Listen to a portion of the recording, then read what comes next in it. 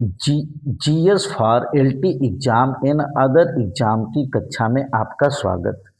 आज हम आपके सामने सबसे पहला प्रश्न लेके आए हैं खासी विद्रोह 1829 से 33 के बीच में हुआ था। यहाँ की जनजातियों के द्वारा ये विरोध किए गए थे। जो यहाँ के मूल थे तीरथ सिंह। टाइटल पे मत जाइएगा, कोई भी किसी की टाइटल लिख सकता है। मेघालय के गारो खासी जयंतियाँ तीन पहाड़ियाँ हैं और मेघालय के जयंतिया और गारो के बीच खासी लोग के बीच खासी लोगों के द्वारा ये क्रांति हुई थी 1829-33 में। अब दूसरे नंबर पे हम आते हैं संथाल विद्रोह। बहुत इंपॉर्टेंट है ये भी। यहाँ की जो मूल जाति है जिसको अनुसूचित जनजाति कहते हैं, उनके द्वारा जो है दो लोगों के प्रति, या तो ये विद्रोह अंग्रेजों के खिलाफ था या तो जमींदारों के खिलाफ था, क्योंकि दो लोगों के द्वारा शोषण होता था। संथाल विद्रोह 1855 और 56 के बीच में। और संथाल जनजाति जो है मुख्यतः झारखंड व पश्चिम बंगाल में रहती है। झारखंड व पश्चिम बंगाल, पूर्वी भारत की जब भी बात होगी तो झारखंड व पश्चिम बंगाल और उड़ीसा भी। लेकिन संथाल विद्रोह सिद्धू और कान्हू द्वारा 1855-56 में इसलिए महत्वपूर्ण हो जाता है कि 1857 की क्रांति के पहले का विद्रोह है। अब आते हैं पागलपंथी विद्रोह। बहुत इंपॉर्टेंट विद्रोह है। 1825 से 30 के बीच में टीपू मीर के द्वारा यह विद्रोह 1813 से शुरू हुआ, 1825 से 30 तक चला और इसका केंद्र जो है पश्चिम बंगाल था। अब बिरसा मुंडा मुंडा विद्रोह या उलगुलान विद्रोह 1895 से 1900 के बीच में छोटा नागपुर का पठार, जिसे भारत का रूट क्षेत्र कहा जाता है, इसको भारत का रूट क्षेत्र कहा जाता है। भारत का रूर क्षेत्र, रूर वैसे जर्मनी में है, ठीक है, रूर क्षेत्र कहा जाता है छोटा नाग, क्योंकि अपनी खनिज संपदा के लिए फेमस है। और इसमें मुख्यतः झारखंड आता है और झारखंड में ही रांची स्थित है। तो भैया बिरसा मुंडा मुंडा विद्रोह या उलगुलान विद्रोह 1895 से 1900 के बीच में हुआ था और इससे जो है छोटा नागपुर के पठार को भारत का रूट क्षेत्र कहा जाता है। मुख्यतः यह रांची में हुआ था।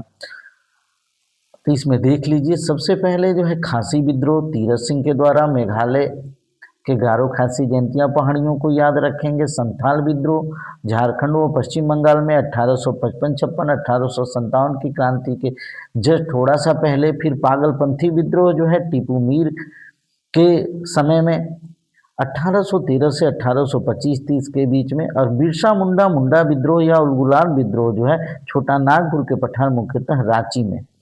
अब सबसे महत्वपूर्ण क्वेश्चन है सिंधु सभ्यता का सबसे पूर्वी स्थल कौन है। तो सिंधु सभ्यता का सबसे पूर्वी स्थल जो है आलमगीरपुर है। अब सिंधु घाटी सभ्यता की अगर हम बात करें तो ये आपका उत्तर हुआ, ये आपका दक्षिण हुआ, ये आपका पूर्व हुआ, ये आपका पश्चिम हुआ। तो सबसे पूर्वी स्थल सिंधु घाटी सभ्यता का जो है, आप देख लीजिए, सिंधु घाटी सभ्यता का सबसे पूर्वी स्थल जो है उत्तर प्रदेश का आलमगीरपुर है। उत्तर प्रदेश का आलमगीरपुर है। बहुत इंपॉर्टेंट है बेटा, याद कर लीजिएगा, आलमगीरपुर है।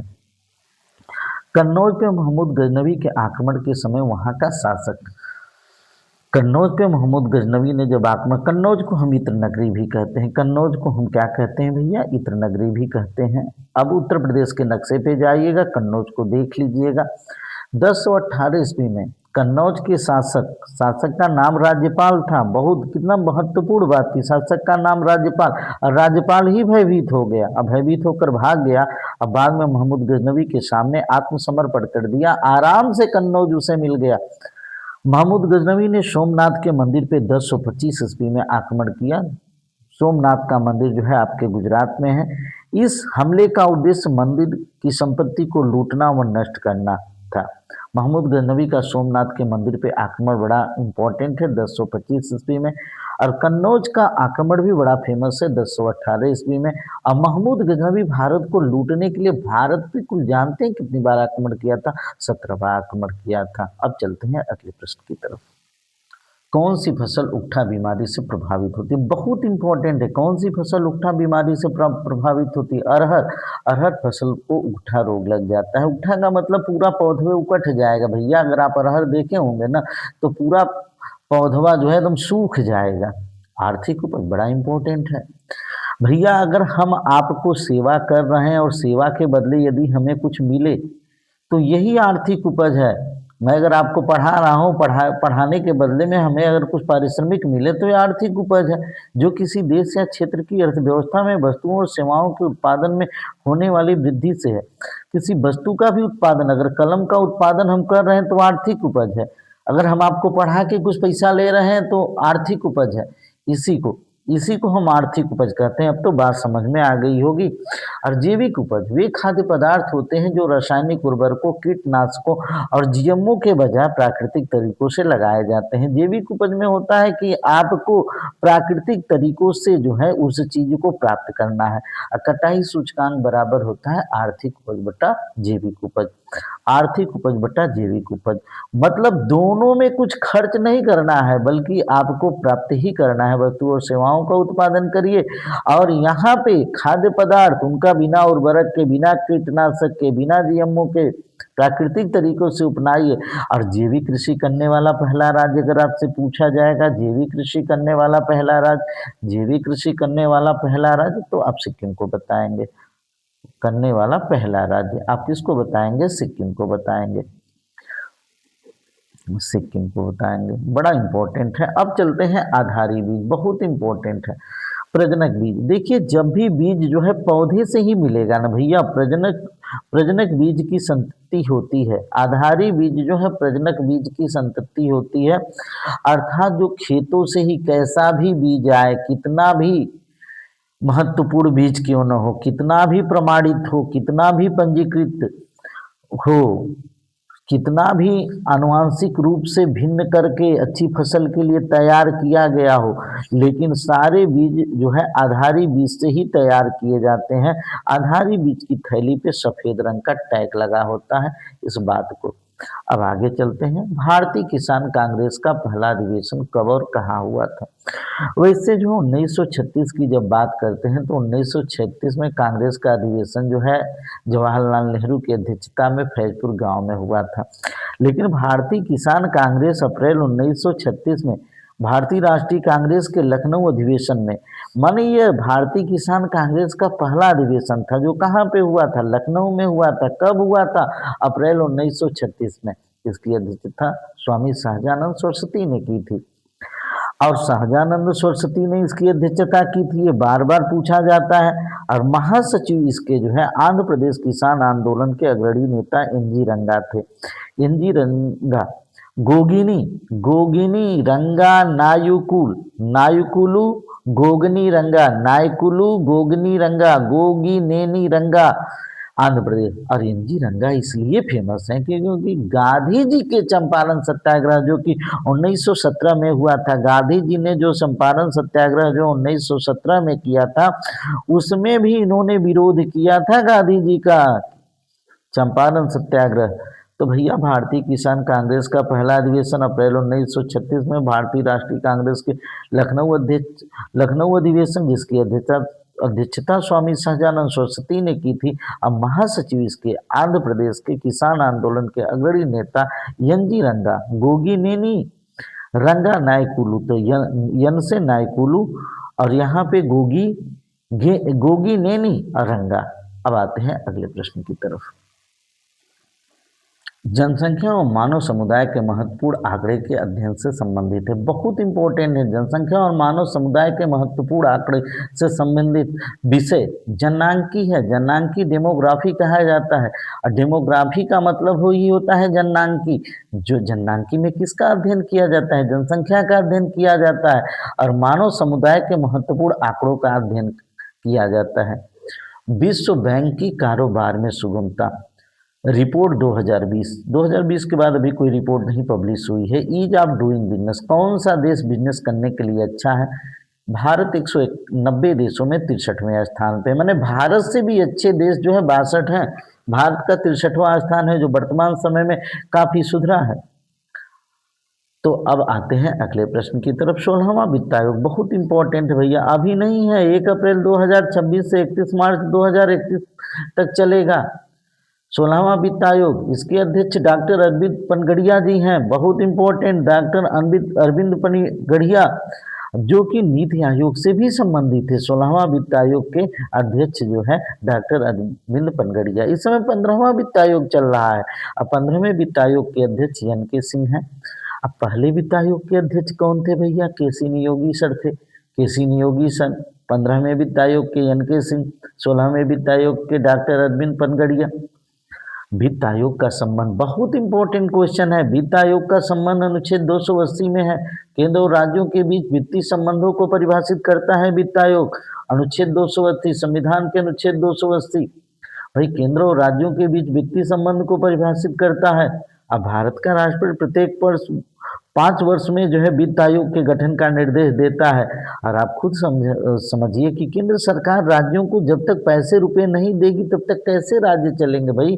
तो वित्त आयोग का गठन अनुच्छेद 280 के तहत हुआ है। उद्दीपक फसल बहुत इंपॉर्टेंट है। उद्दीपक फसलें वे फसलें हैं जो अपने विकास या उत्पादन के लिए बाहरी या भीतरी उद्दीपनों पर प्रतिक्रिया करती हैं। इसके लिए तापमान, वर्षा, ठीक है, और उद्दीपक की जरूरत होती है और ये हमको उद्दीप्त करती हैं। जैसे मान लीजिए नींद आ रही है, चाय पी लीजिए, तंबाकू जो है खा लीजिए। कुछ लोग सुर्तियों का सेवन करते हैं, काफियों पीते हैं, और अफीम अगर खा लेंगे तो और मस्त होके जो है आप रहेंगे, एकदम उद्दीपक, एकदम लगेगा कि स्वर्गवे में है। तंबाकू, चाय, काफी, अफीम आदि उद्दीपक फसलें हैं। अब आते हैं अगले प्रश्न की तरफ चलते हैं। भारतीय कृषि अनुसंधान का बकरियों पे शोध का केंद्रीय संस्थान कहाँ है? बड़ा इंपॉर्टेंट है। बकरियों पे शोध का केंद्रीय संस्थान, भाई बकरियां सबसे ज्यादा राजस्थान में पाई जाती हैं।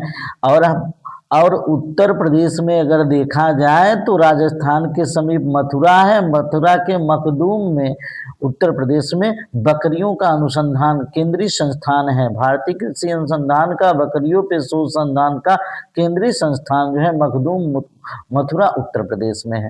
किसान दिवस बड़ा इंपॉर्टेंट भाई किसानों के लिए। अगर सबसे ज्यादा किसी ने काम किया तो 5वें प्रधानमंत्री चौधरी चरण सिंह ने किया। इसलिए किसान उनके जन्मदिन को जो है किसान दिवस के रूप में मनाते हैं 23 दिसंबर को। 23 दिसंबर को जो है चौधरी चरण सिंह का। हाँ, मनमोहन सिंह ने भी जो है किसानों के लिए बेहतर कार्य किया। भारत में पहला कृषि विज्ञान केंद्र बहुत इंपॉर्टेंट है। भारत में पहला कृषि विज्ञान केंद्र KVK 1974 में पुदुचेरी में स्थापित किया गया था। पहला कृषि विज्ञान केंद्र, ठीक है, कृषि विज्ञान केंद्र KVK कृषि विज्ञान केंद्र 1974 में पुदुचेरी में स्थापित किया गया था। भारतीय महिला हॉकी टीम की इस समय की कप्तान कौन है? सलीमा टेटे हैं। और आप जानते हैं क्रिकेट में भी जो है भारतीय क्रिकेट टीम ने जो है बड़ा अच्छा की हरमनप्रीत कौर की कप्तानी में। लेकिन यहाँ पे महिला हॉकी टीम की कप्तान भी पूछा क्योंकि हमारा राष्ट्रीय खेल हॉकी है। सलीमा टेटे 2025 में होंग छो चीन में फाइनल में विजेता रही। भारत विजेता चीन थी। अब आते हैं अगले प्रश्न की तरफ। भारत का पहला अंतरिक्ष उपग्रह कौन है भैया? आर्यभट्ट था। 19 अप्रैल 1975 को लॉन्च किया गया था। रूस के कासमास 3M रॉकेट द्वारा रूस के कासमास 3M रॉकेट द्वारा इसको लॉन्च किया गया था। मिशन इंद्रधनुष बड़ा इंपॉर्टेंट है। मिशन इंद्रधनुष दिसंबर 2014 में बहुत इंपॉर्टेंट है।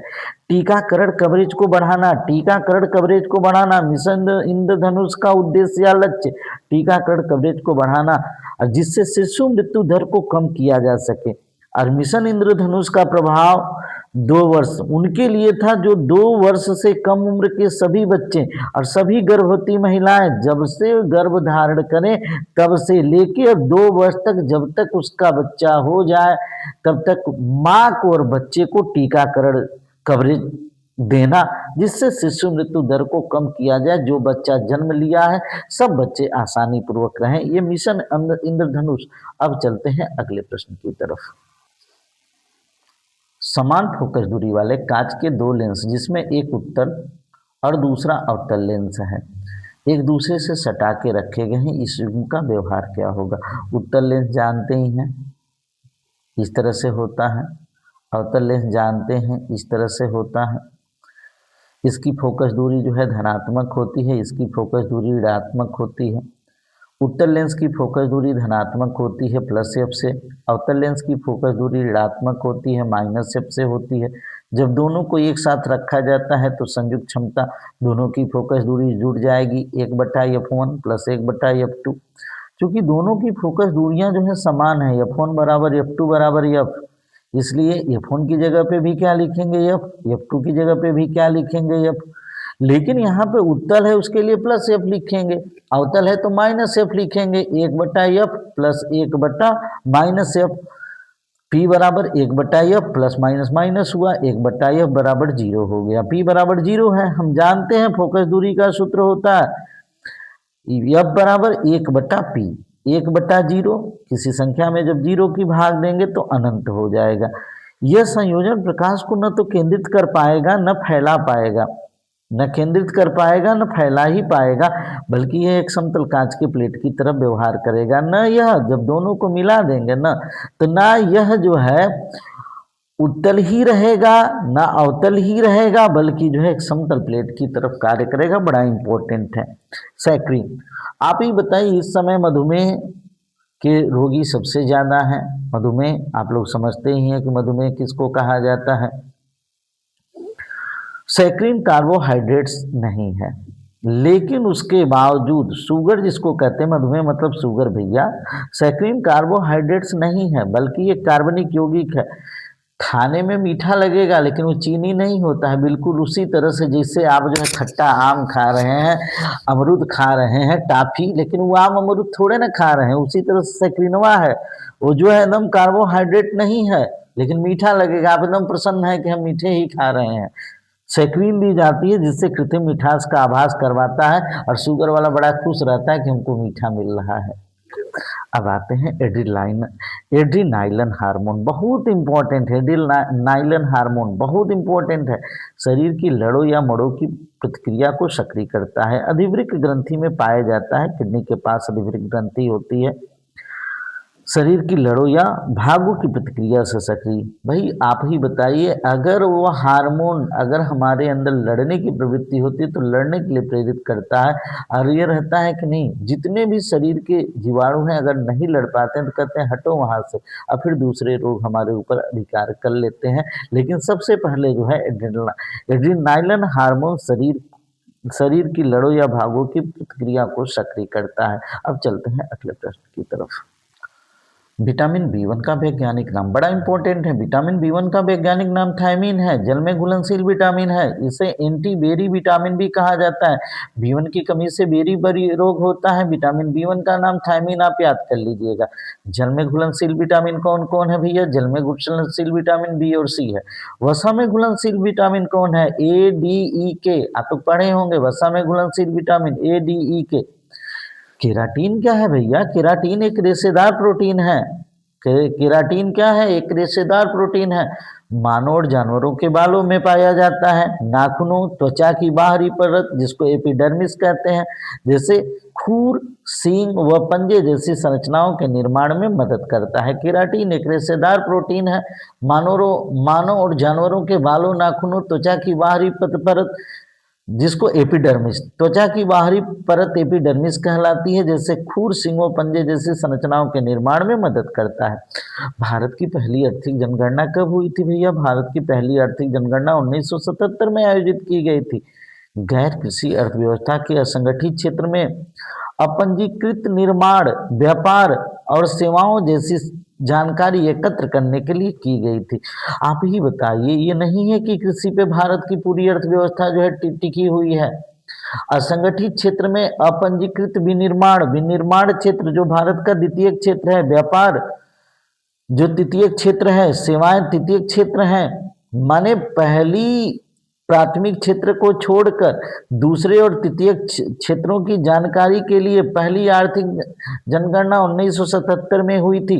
अब वर्तमान समय में 7वीं आर्थिक जनगणना का कार्य पूरा हो चुका है 2019-20 में, लेकिन आंकड़े अभी पब्लिश नहीं हुए हैं, क्योंकि कुछ राज्य और केंद्र शासित प्रदेश, लगभग 12 राज्य और केंद्र शासित प्रदेश हैं जिससे स्वीकृति न मिलने के कारण वहां की सरकारें नहीं चाहती हैं कि ये चीजें पब्लिश हों, इसके परिणामों को अंतिम रूप नहीं दिया गया है। बहुत इंपॉर्टेंट ये प्रश्न है। इस समय 7वीं आर्थिक जनगणना चल रही है अब विश्व की पहली पूर्णतः सौर ऊर्जा से संचालित संसद कौन है?